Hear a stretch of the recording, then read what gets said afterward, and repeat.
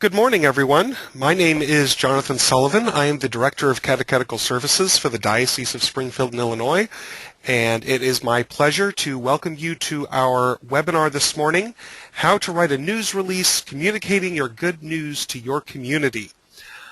Before I turn things over to our speaker this morning, just a couple of housekeeping things. Everyone on this webinar is muted, so we will not be able to hear you and you will not be able to hear each other. However, if you have any questions, please feel free to put those in the question box in your GoToWebinar control panel. Now, if that control panel has closed, you should see a little orange arrow in the corner of your screen. If you click on that arrow, that will open and close that control panel. So feel free, if you have any questions throughout the course of the webinar this morning, to type those questions into that question box, and we'll take those questions at the end of the presentation. It is my pleasure to introduce our speaker this morning. Kathie Sass has a long history in the communications field, and she just reminded me this morning that next month she'll be celebrating 20 years as the Director of Communications for the Diocese of Springfield in Illinois. So she comes to us with a great treasure trove of experience and wisdom that we are very happy that she'll be sharing with us this morning. Kathie, thanks so much for being here with us for this presentation. I'm going to turn things over to you. Thank you, Jonathan. Good morning, everyone. This is how to write a news release. It's something fairly basic, but it could be a valuable tool for you. I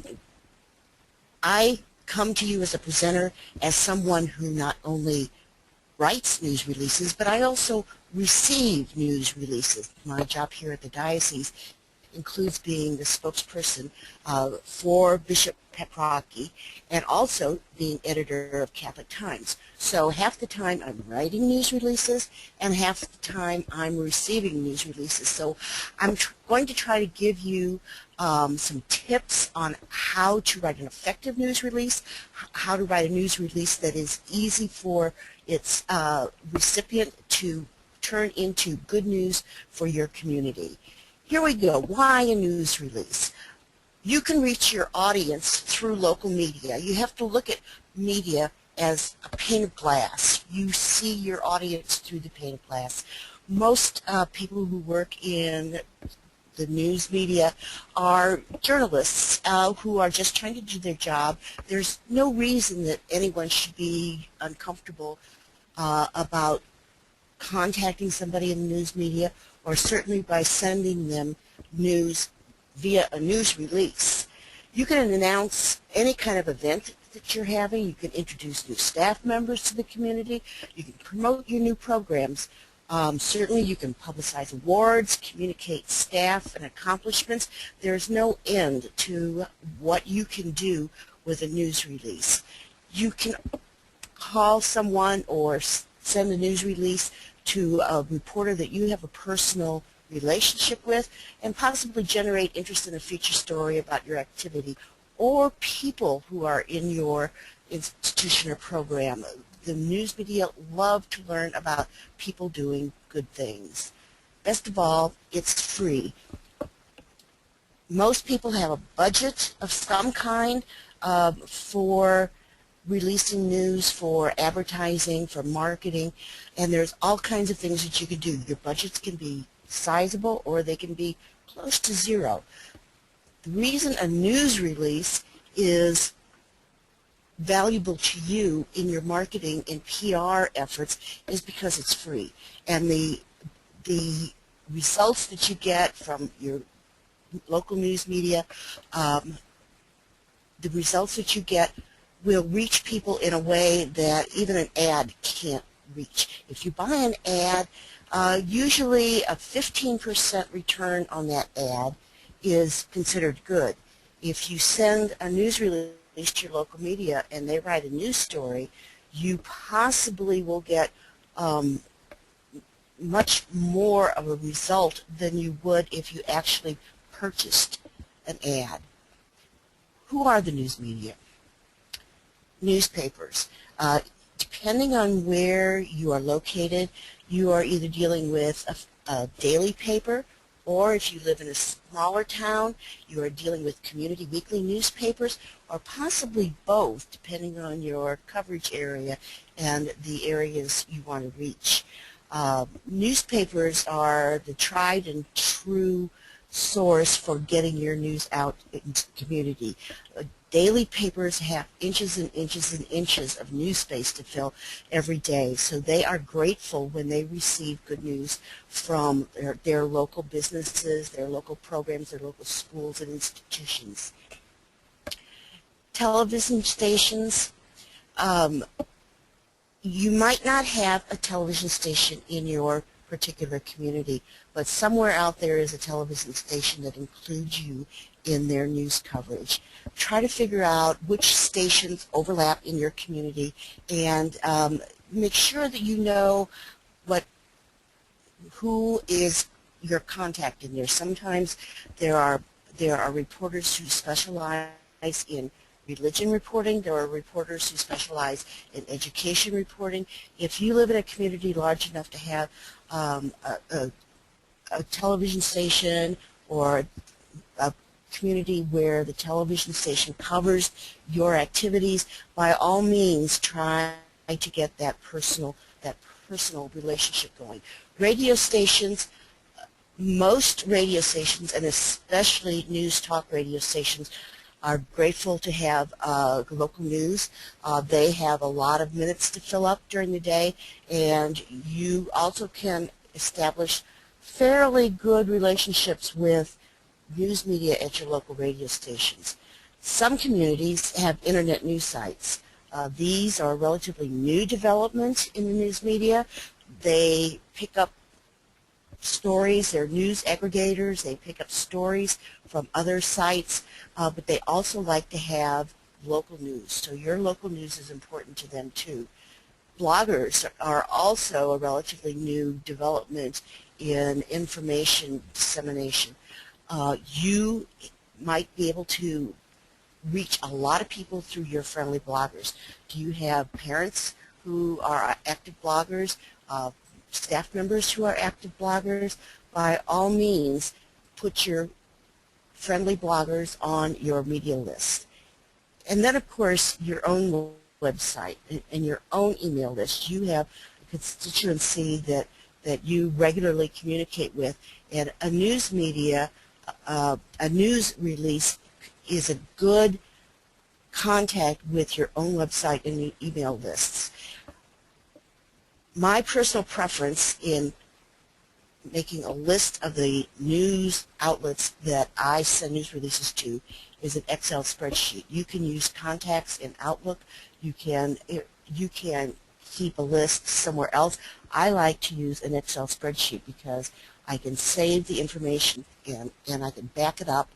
I can also customize my lists for the kind of information that I send out by the sorting functions in Excel. And Outlook, when you send a news release out through your email, Outlook, which most people use, has a nifty feature that cooperates, so to speak, with the Excel programming. You can copy a whole column of email addresses from your contact Excel spreadsheet and drop that with a cut and paste into the two boxes on your email, and the Outlook will automatically sort those, automatically put all your little commas and semicolons in, so you don't have to worry about that. All you have to do is cut and paste that column, and you can drop it straight in your email list.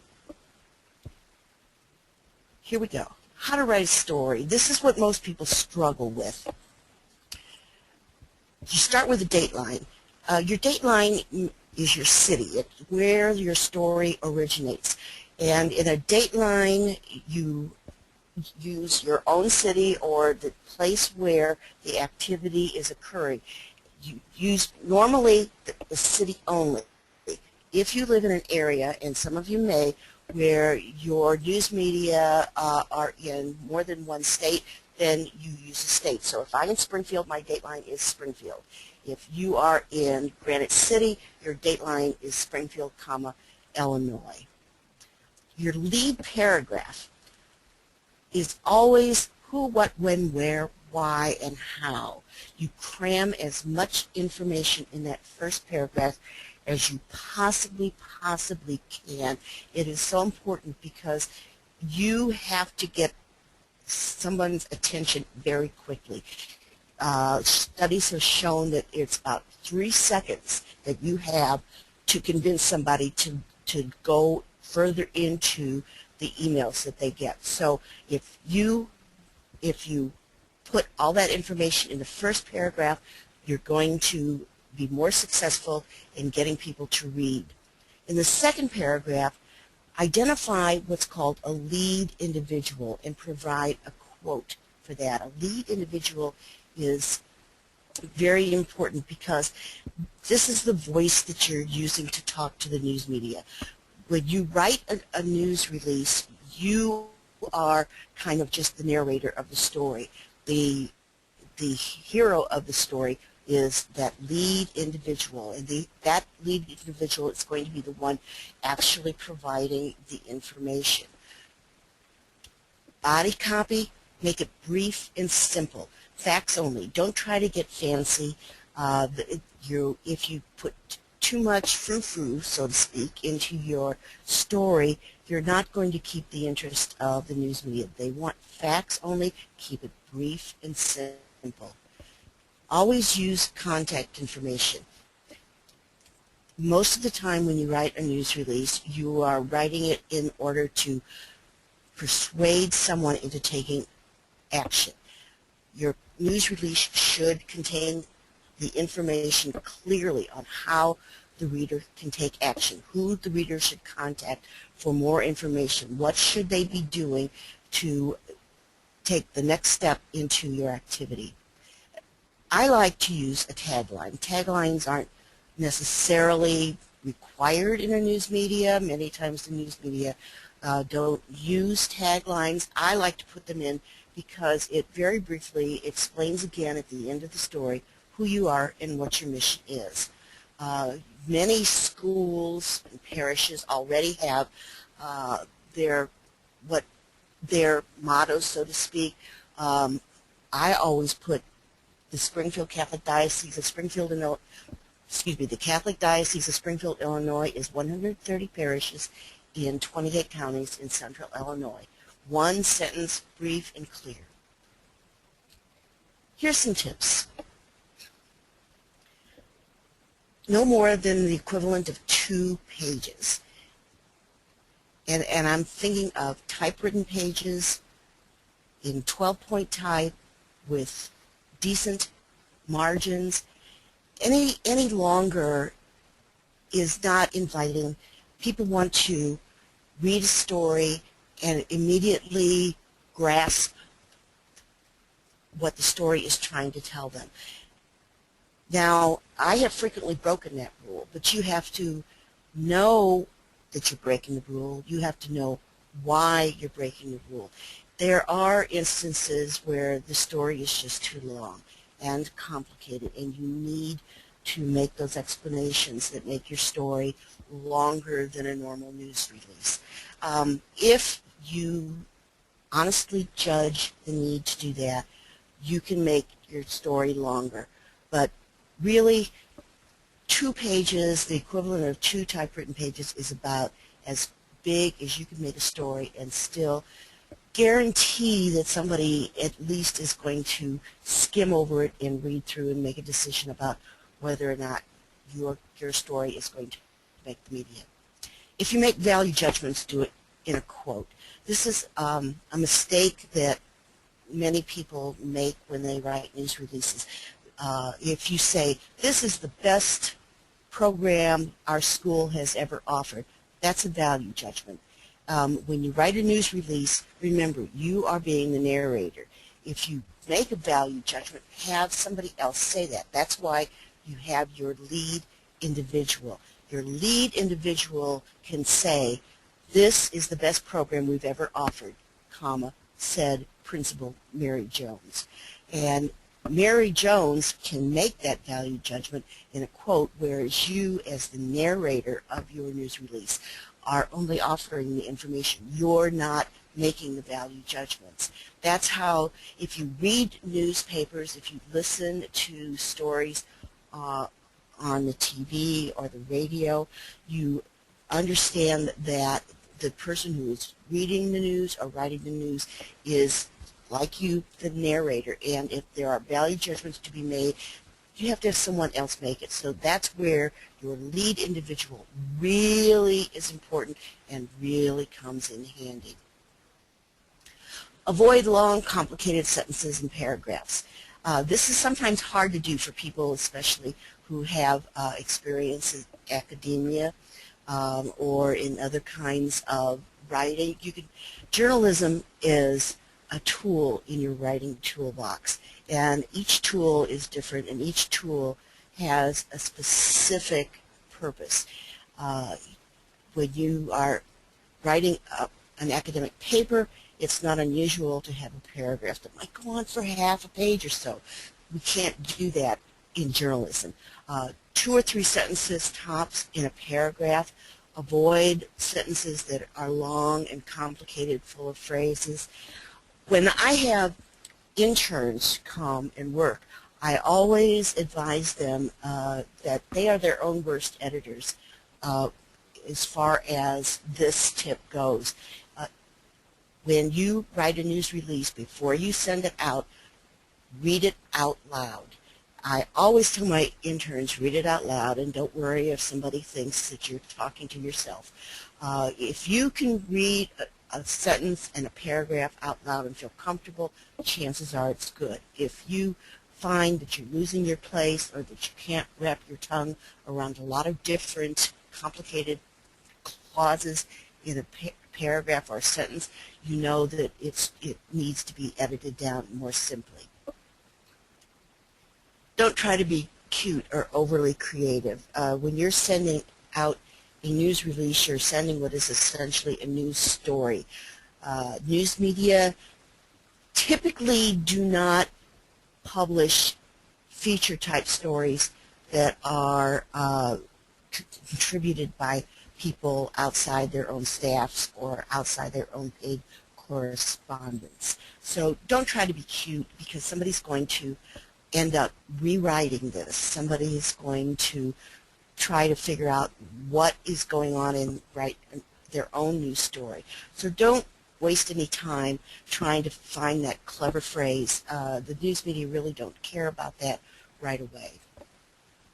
Use active voice, action verbs as much as possible. Number 1, sentences written in the passive voice are boring. Number 2, they often become overlong and overcomplicated. Use punchy verbs as much as possible. Subject, verb, object. It is so important, and it makes your writing more vivid, and it makes it come alive. So use active voice and action verbs always as much as possible. Writing a headline. Again, keep it brief. When envision your local newspaper and envision the space that is typically used for a headline over a story. That's not a lot of space often, especially if you get squeezed into 1 or 2 columns instead of 3 or 4 or maybe 5 columns. So keep it brief. The newspaper will probably rewrite it anyway, and so don't agonize over it. Keep it clear. Again, subject, verb, object. Try to write a compact version of the lead paragraph without putting in any of the details. Try to make sure that your headline accurately describes what the point of your news release is. Again, don't try to be catchy or creative. The news media typically don't use those kinds of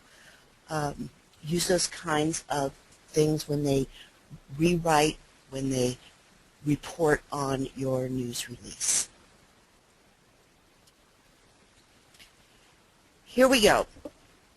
I'm going to walk you through a news release that I wrote this summer. It was for an activity that was held during the Fortnight for Freedom. Here is the diocesan shield, and here is a header. Now, this is not the same as my letterhead. You don't need all the fax information. You don't need a street address. This should be simpler. When you're doing an email news release, it should be simpler than your letterhead, because a lot of that information is not necessary, and again, you are distracting from the message. Here's what it is, so they know.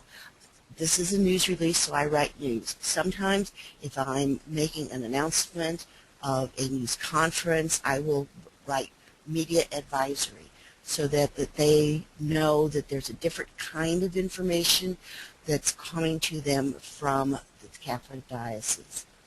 Date, always put the date in,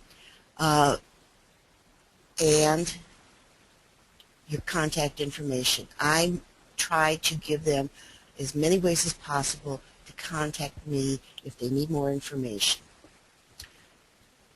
For immediate release, most news releases are released for immediate publication. Sometimes you will get, or I will get, a news release that is embargoed. That is, it is information that I cannot publicize until the date that's suggested for the embargo. I do not like to use an embargo. It is a temptation for a news media outlet to try to get a jump on a story. If you have sensitive information that requires a certain time for its release, make sure that you release it at that time. Don't send it out under an embargo and tempt somebody to release information or try to get it in another way so that they can justify putting it in their media. Here's my headline. Short. Here is what it is, where it is, when it is, and why it is. So it was a prayer rally to be held July 3rd at the Capitol during the Fortnight for Freedom. And you remember the Fortnight for Freedom. It's the 9-day novena held before the 4th of July, where we prayed and paid particular attention to our right for freedom, right guaranteed to us in our Constitution, the freedom of religion. Here's the body copy. Here's my dateline. Put the dateline in bold, followed by a long dash, and then here is my lead paragraph. Look how that's crammed full of information. It's what, who, when, where, and why. Oops. Here's the lead quote and the lead individual. Bishop Paprocki is quoted here, and he summarizes the reason we're doing this. Here is the rest of the body copy. Wouldn't fit on one page. And note that I'm putting bullets in. Bullets are a good visual way of alerting the reader that there's a number of different actions or pieces of information that I'm going to be giving them. And it's a visual, and it makes it easy to remember that there's 3 different things that they have to put in the story. Here's my contact information and my action information. To learn more about the Fortnight for Freedom, go to the website of the United States Conference of Catholic Bishops and click Fortnight for Freedom. Easy enough. You could have texted Freedom to number, and you could have found the Fortnight for Freedom on Facebook. So this gives the reader, and ultimately the reader of the newspaper or the listener on TV, a number of different action steps that they can take to make your event a success. And here's my tagline again. And I also give them our website. There's a ton of information on our website. We post all of our news releases on the website. Bishop Paprocki has been very good about posting videos on the website. We make sure that if there's a video available from the bishop, that we include that in our action paragraph. Make sure that the news media know that there's an end. Back in the 20s and 30s, they used to use a 30, which is no longer much used today. I occasionally see it, but most of the time I use the hash marks, and that signals to the news media that you have completed your information. Any questions or answers? Is there anything that I can help you with? Or you can contact me at the diocese. Here's my telephone number, my email address. If you'd like me to send you a copy of this particular PowerPoint presentation, just give me an email and I'll be happy to send that along to you. Any questions? As I mentioned, you can type your questions into the question box in the GoToMeeting control panel. If that control panel is closed, just click on the orange arrow button and that will open up and give you access to that question box to type your questions in. We got plenty of time for some Q&A, so I just want to share a quick story. You know, sometimes it's the funniest things that will get picked up by the news media as well. We had a situation here in our diocese. One of our high schools had a young lady who had to have some surgery, and so the school set up a Skype session for her every day that she had to be out of school so she could recuperate at home and still go to classes. They actually had some of her friends carried a laptop around throughout the school to take her to her different classes. And someone suggested at the school that, you know, this was kind of an innovative way to make sure that student didn't miss as much school as she might otherwise have. And someone suggested, you know, why don't you write up a news release on that? It got picked up by the local television station, and then because of their affiliation with national media, it actually got picked up nationwide. And so this school got a whole lot of exposure that they might not have gotten if they hadn't thought to write a press release on something that, you know, they didn't consider a huge deal, but was certainly an interesting story for others. So that the point I take away from that is that, you know, don't be afraid to put these things out there, even if you don't think it's necessarily something that's newsworthy. If it's something that's going to be interesting to others, that's really the thing that's going to get picked up. And I might mention again bloggers. The blogger has taken on a huge importance in the way we look at our news media. When you look at internet aggregators such as the Huffington Post or the Daily Beast or even the Drudge Report, they are aggregators. They pick up stories from bloggers and from other news media. If you can get your news media, if you can get your news onto a blogger that somebody in your local news media kind of keeps an eye on, then you have a really good chance of having that picked up and reprinted or reposted on a website. I'll also point out, you know, if you have a Facebook page for your parish or for your school or for your ministry, that's another great place to post your news releases too. Not just because it's one more way to get the message out, but because of that, especially on Facebook, that share function. The people who follow you there can hit that share button and then share it with everyone that they're connected with on Facebook. So that's another great way to get things out there. And don't forget your own email lists. If you're a school, for instance, you probably have email lists of contact with parents or your promoters or your alumni. You can send out your news release to your own email list saying, here's what's going on at. And you can send that out, and it reaches people, and people pay attention to that. So don't forget your own website, as Jonathan said, and don't forget your own email list. Somebody has put in the time and effort to put together a news release, and your own email lists are your most receptive audience. So go ahead and send that out. Say just in the spirit of communication with your constituencies. Send it out and say, here's what's going on. Here at the Catholic Diocese, if we send out a news release that's going to affect a number of parishes or personnel in the diocese, we always send it to our internal employees list also, so that all of our employees know what's going on. All of our employees here and people who share in the ministry of the bishop know what's happening in the diocese. That's right. Well, I don't see any questions coming in, so Kathy, I think you did a great job. Well, thank you, Jonathan, and thank you, everyone, for coming this morning.